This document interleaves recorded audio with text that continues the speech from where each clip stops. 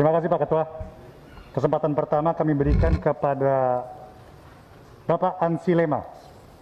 Untuk berikutnya bersiap-siap Pak Johan Rosian. Silakan Pak Ansi. Assalamualaikum warahmatullahi wabarakatuh. Selamat pagi dan salam sejahtera buat kita semua. Pimpinan yang terhormat, Ibu Menteri, Pak Sekjen, dan jajaran Eselon 1, juga Direktur BRG ya.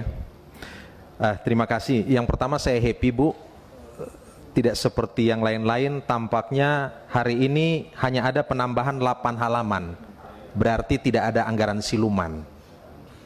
Jadi yang masuk ini yang kita bahas adalah yang sudah melalui raker sebelumnya dan juga RDP sebelumnya. Yang kedua terkait postur anggaran Bu, saya ingin bertanya, apa sebenarnya kegiatan prioritas di dua Direktorat Jenderal, dalam hal ini Das HL dan KSDAE, sehingga kemudian anggaran di dua Ditjen ini itu ada di angka 2,1 T dan 1,9 T Bu. Saya ingin tahu program paling prioritas di dua Ditjen ini apa? Karena kalau saya lihat gapnya itu cukup jauh Bu, marginnya itu ada di angka sekitar 1,3 T dan 1,8 T. Di bawah Direktorat Jenderal ini anggaran yang terbesar itu adalah di Kesekjenan, 546 miliar. Kalau jawabannya urgensi, prioritas, pertanyaan saya kasih contoh saja Bu, apakah Ditjen PSLB 3 yang 271 miliar itu tidak penting? Hari ini kita berperang melawan sampah dan juga sampah limbah B3. Atau mungkin Ditjen Perubahan Iklim Bu, 301 miliar. Laju deforestasinya juga dahsyat di kita ini Bu.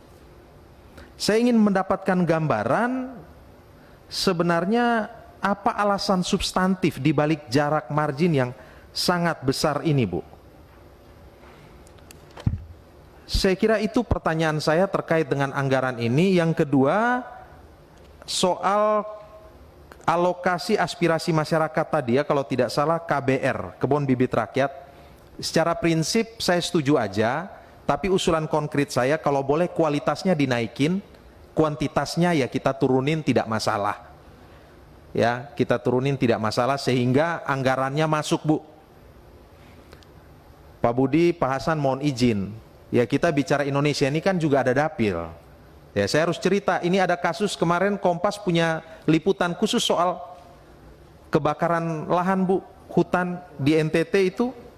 Di Wanggameti, tolong Bu disikapi, itu satu. Dan yang kedua ada kasus limbah batubara PLTU Ropa di Kabupaten Ende Bu, itu mencemari ekosistem laut, lahan perkebunan, ancam peternak dan juga jambu mente. Jarak PLTU itu hanya 50 meter ke bibir pantai. Saya dapat informasi kemarin bahkan dari KKP itu pernah turun ke sana, mandi di pantai situ, terus pulangnya badannya gatal-gatal Bu. Nah ini mungkin KLHK perlu meninjau ulang AMDAL PLTU Ropa. Ini yang bisa saya sampaikan. Saya kembalikan, sekian dan terima kasih Pak Budi, Pak Kiai Hasan. Terima kasih Pak Ansi. Berikut kami